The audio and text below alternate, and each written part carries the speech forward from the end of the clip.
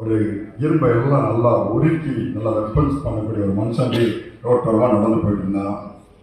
2 இரும்பு துண்டு அதை கிடக்கும் போது குனிஞ்சு எடுக்கும்போது ஒன்று எடுக்கும்போது சொல்லிட்டு எனக்கு தொடாத என்னை விட்டுரு அப்படின்னு வச்சுதான்.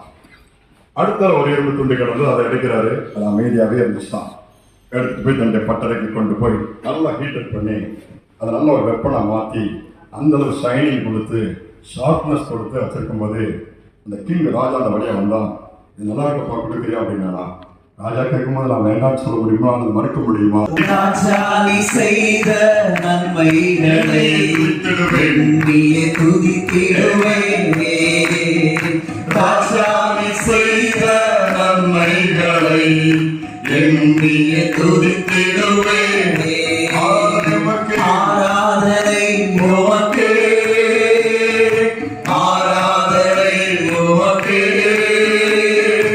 ஆராதனை உமக்கே, ஆராதனை உமக்கே, ஆராதனை உமக்கே, ஆராதனை உமக்கே, ஆராதனை உமக்கே, ஆராதனை உமக்கே. அல்லேலூயா, அல்லேலூயா. நான் எப்படி பார்க்கின்றேன் என்றால், ஆக்ஷன் என்பது ஸ்டார்ட் ஃப்ரம் விதின், உள்ளிருந்து நமக்கு ஆரம்பிக்கக்கூடியதுதான்.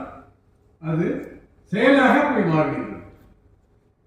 அந்த செயல்பாட்டிலே தான் நீங்கள் ஒவ்வொருவரும் உங்களை ஈடுபடுத்திக் கொண்டு உங்களுடைய பகுதியிலே இந்த ஒயன்சியுடைய ஒரு பணிகளை எடுத்து செய்து கொண்டிருக்கின்றீர்கள். அதற்காக தான் நான் உங்களை வாழ்த்துகின்றேன். அநேகர் என்ன நினைக்கின்றார்கள் என்று கேட்டால், தலைமைத்துவம் என்று சொல்லும் பொழுது தலைவர், பொருளாளர், உப தலைவர், செயலாளர்கள் அப்படி என்று நினைத்துக் கொண்டிருக்கின்றார்கள். நான் சற்று வேறுபாடான கருத்துள்ளவர். தலைமைத்துவம் என்பது நான் சொன்னது போல இட் கம்ஸ் ஃப்ரம் வித்தின், உள்ளிருந்து வருவது. இங்கேயும் ஒரு உதாரணத்துக்கு நான் சொல்ல முடியும், பல உதாரணங்கள் சொல்ல முடியும். இங்கே ஒரு உதாரணம், நம்முடைய தலைவர் வில்ஸ்லோ.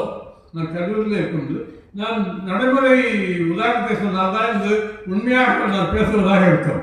ஆகவே அவரை இப்பொழுது பேச வேண்டும் என்று சொல்லவில்லை, நடந்த ஒரு விஷயத்தை நான் சொல்லுகின்றேன்.